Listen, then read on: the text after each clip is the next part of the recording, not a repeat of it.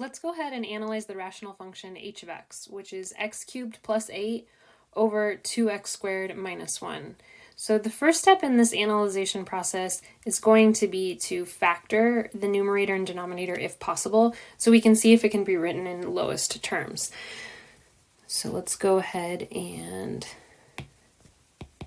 look at the numerator, which is the difference of cubes. So this, sum of cubes. So this factors into x plus 2 times x squared minus 2x plus 4. And the denominator actually cannot be factored, so we're just going to go ahead and leave it the way it is. All right, so now that it's in its factored form, we can go ahead and mention the domain of this function.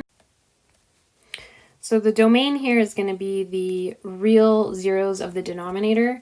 So if we set this denominator equal to 0,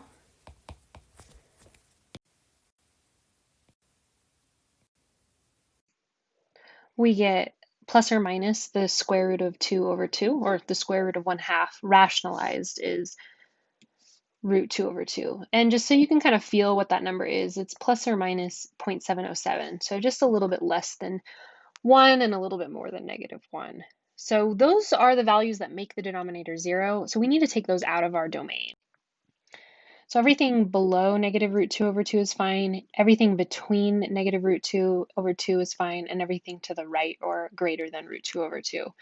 So in interval notation, that's negative infinity to negative root 2 over 2, union, negative root 2 over 2, comma, to positive root 2 over 2, parenthesis, union, parenthesis, root 2 over 2 to infinity, parenthesis. So this function, we've put it in its factored form here, and nothing canceled out. We didn't have any factors in the numerator or the denominator that crossed out. So that means this function has no holes, and it is in simplest form. So now we want to go ahead and find the x and y intercepts. We know that the x-intercepts are the real zeros of the numerator, and so if I take the numerator, and maybe I'll go ahead and write it in its not factored form to start off with. We set it equal to 0. We want to go ahead and solve this equation for x. So I'll subtract 8 from both sides, and then now I'm going to take the cube root of both sides. And because it's an odd root, not an even root, I don't need a plus or minus in front of that. So the cube root of -8 is -2. So that means our x-intercept is the point -2, 0. And there's only one of them.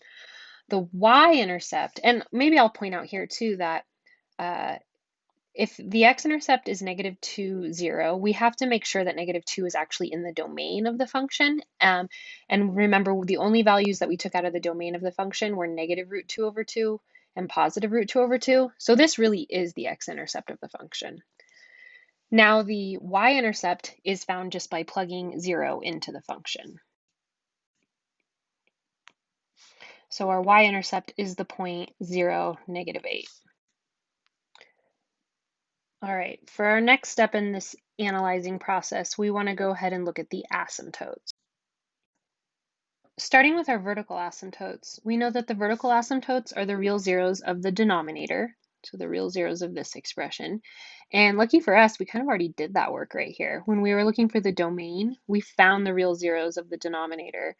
And so our vertical asymptotes are negative x equals negative root 2 over 2 and x equals positive root 2 over 2. So we have two vertical asymptotes. Now let's look for the horizontal asymptotes. So because the degree of the numerator is exactly 1 higher than the degree of the denominator, our horizontal asymptote is actually going to be an oblique asymptote. Anytime you have a improper rational function, if you will, so the degree of the numerator is bigger than the degree of the denominator, we have an oblique asymptote. And it has to actually just be 1 degree higher. So this 3 is exactly 1 higher than that too. The way that we find oblique asymptotes is to do long division for this rational expression. So we have x cubed plus 8 divided by 2x squared minus 1. If I put that into a division bar, it looks like this. X cubed plus 8 divided by 2x squared minus 1.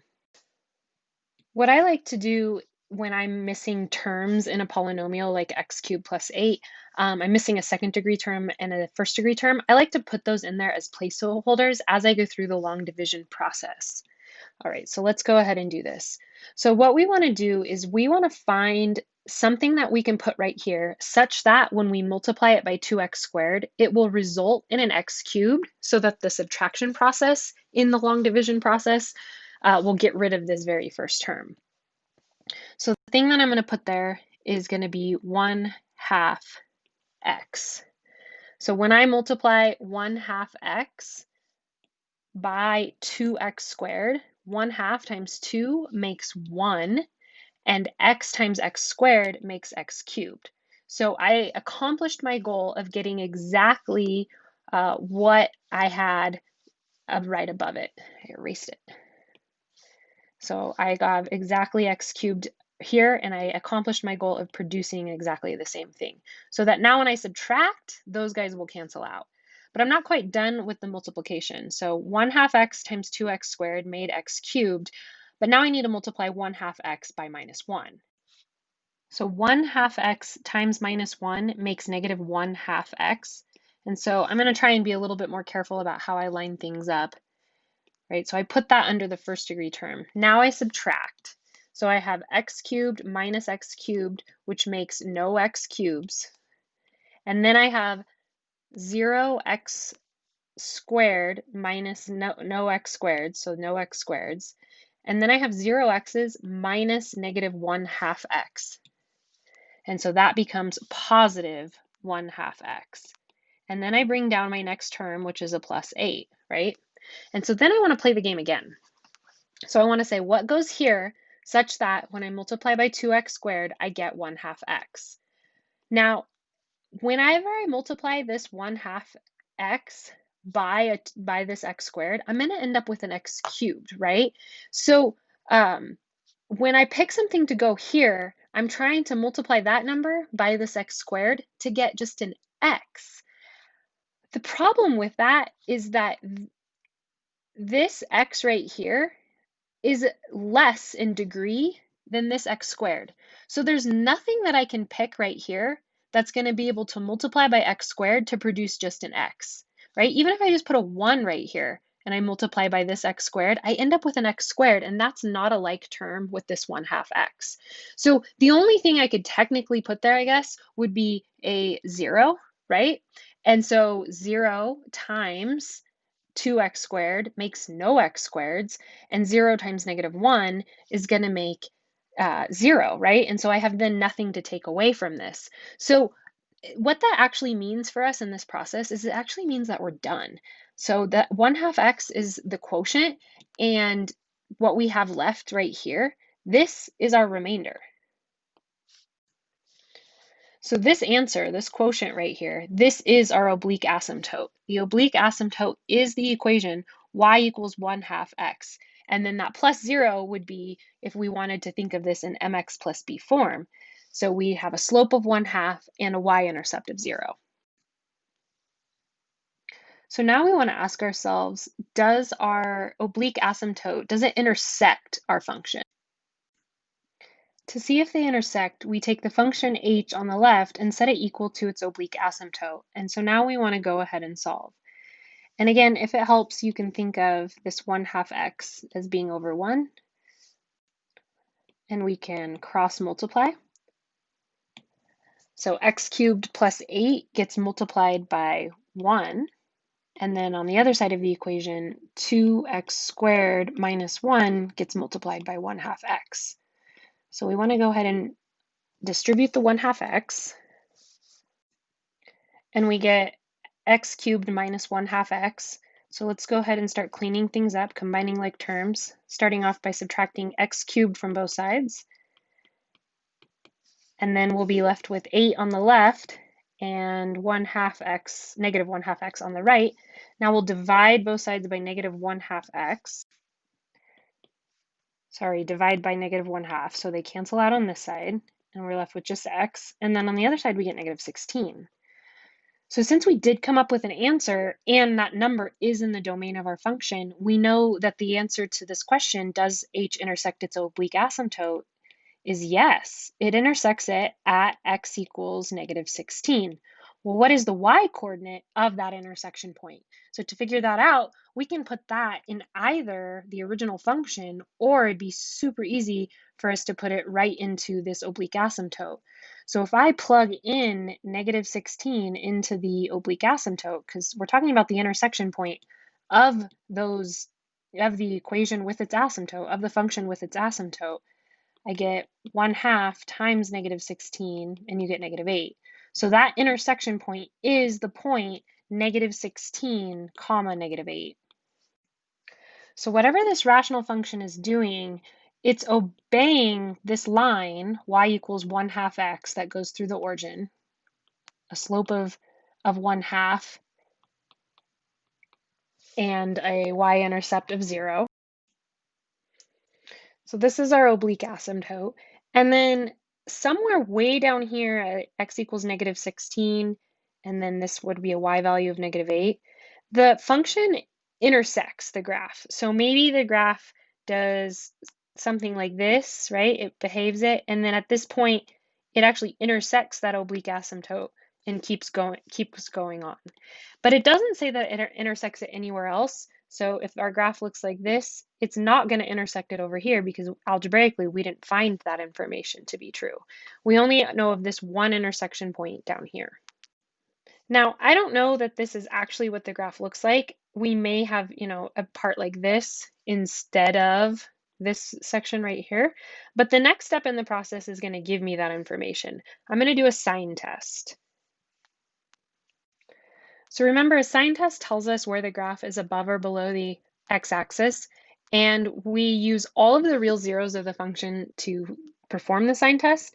So that means the real zeros of the numerator, so those are our x-intercepts, and the real zeros of the denominator, so those are our undefined values or vertical asymptotes. So we're going to plot all those on the number line. And because I know there's only one x-intercept, and that was at -2, that actually tells me that my theory up here, this can't be right up here, because if this gives us another x-intercept. So we know the line doesn't look like that. Anyway, so we have our x-intercept at -2, and then we had that vertical asymptote of -√2/2 and +√2/2. And again, I haven't even taken that into consideration up here. So, maybe there's our two vertical asymptotes in this picture. So we want to test a number on this lower interval here. So maybe we pick like -3, and we want to plug -3 into the function and see if a positive or a negative value comes out. And then we want to pick something in this interval here. And so maybe that is -1. And so we want to plug -1 into the function. And then we want to pick something in this interval here. So maybe that's 0. So we'll plug 0 into h. And then finally something on this high interval here, so maybe that's just 1. And so we're going to plug each of those into the function. Remember, the function was x³ + 8 over 2x² - 1. And when we plug each of those in, we're going to see what comes out, whether it's a positive or a negative that comes out of each of these function values. So when I plugged in -3, I got -1.12. So that's negative. So that tells us we are below the x-axis when we are to the left of -3.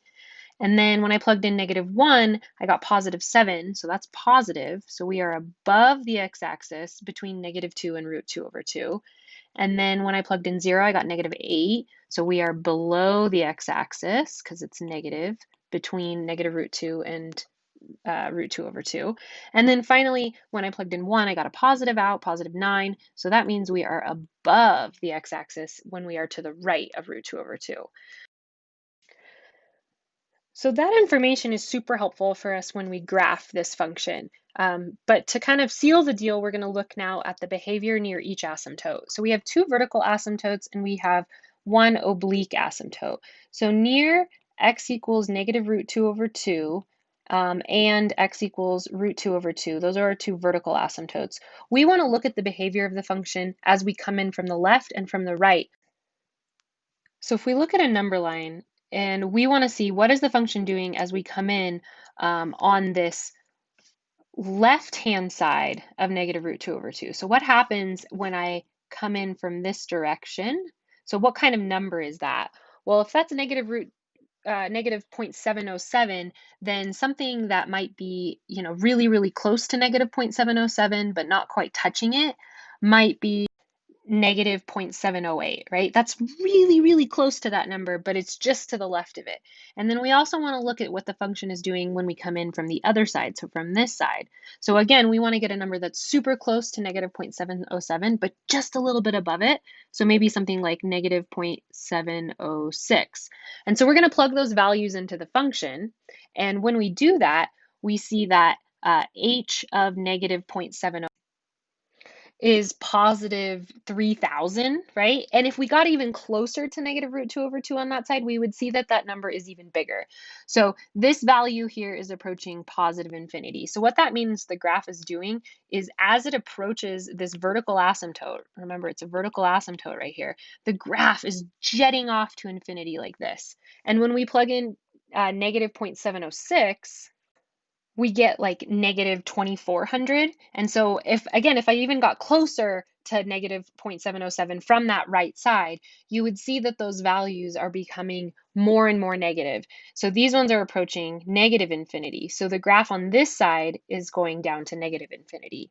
So we'll play that same game over here on either side of positive root 2 over 2. So we'll plug in maybe like positive 0.708 and positive 0.706. So something on the left-hand side, right, and something on the right-hand side. And when we plug those values in, we'll see that h of this value is getting super negative. So again, the graph is jetting off to negative infinity here. And h of 0.708 is getting super positive. So it's going up like that. So the information we have here with our sign test of below, above, and then also with the behavior near these two vertical asymptotes is doing is going to help us tremendously. The last piece of behavior we need to analyze, though, is what happens as we go out really far on the x-axis in both the negative and the positive direction. So this is what helps us determine how our function is behaving actually the horizontal asymptote. So actually in our case, it's an oblique asymptote. So we want to look at h as x goes to infinity and as x goes to negative infinity. So to do that, we're going to plug in a really big number into h. And to do that, we're going to plug in a really big negative number into h and see what happens. So when I plug in like a number like 10,000 or a million into h, what I notice is that the output of the function just keeps getting bigger. And when I plug in a really big negative number, like negative a million, I notice that the output of the function is just getting more and more big negative. So what that tells us is that as we follow that horizontal asymptote that we have, or oblique asymptote that we have through this function, our graph is getting more and more negative this direction, and it's getting more and more positive that direction. So putting all of this information together, the first thing I'll do is I'll go ahead and graph my asymptotes. So I have my two vertical asymptotes, and they're not quite at 1. Remember, it's positive 0.707 and negative 0.707 were my two asymptotes. And then the other asymptote I'll graph is my line y equals 1/2 x squared. So we rise 1, run 2, rise 1, run 2, and we get this sort of shallow diagonal line through the origin. The other piece of information that I got pretty easily was my x-intercept, which is at 0, -2, and my y-intercept, which was at 0, -8. And then now recalling the information that we have about our sign test and our asymptote behavior, we know we are below, above, below as we move from left to right on those three intervals. So to the left of my x-intercept, I have to stay below the x-axis, and I have to behave my intercept until I get to that intersection point, which remember was -16, -8. So that is right here. So at some point, it just gets so close to that oblique asymptote that it intersects it. And then I know that I am above the x-axis when I get to the right of -2, and then I have to go to infinity as I approach that first vertical asymptote, that negative root 2 over 2. When I approach that vertical asymptote, though, from the right-hand side, I have to shoot off to negative infinity. So that's down here. But look at where my y-intercept is. It's at -8. So in order to do that, I have to touch that y-intercept and then shoot off to negative infinity. Similarly, as I approach the positive vertical asymptote, root 2/2, I have to jet off back down to negative infinity. So that means, again, I have to go through that y-intercept and then turn around and head back to negative infinity, all while remaining below the x-axis. Then when I get to the right-hand side of my vertical asymptote, root 2/2, as I approach that asymptote, I know that I'm shooting off to positive infinity. And then as my x values get bigger, in other words, as I go to the right, I know that my graph is going to behave my oblique asymptote and slowly get bigger and bigger and bigger toward infinity.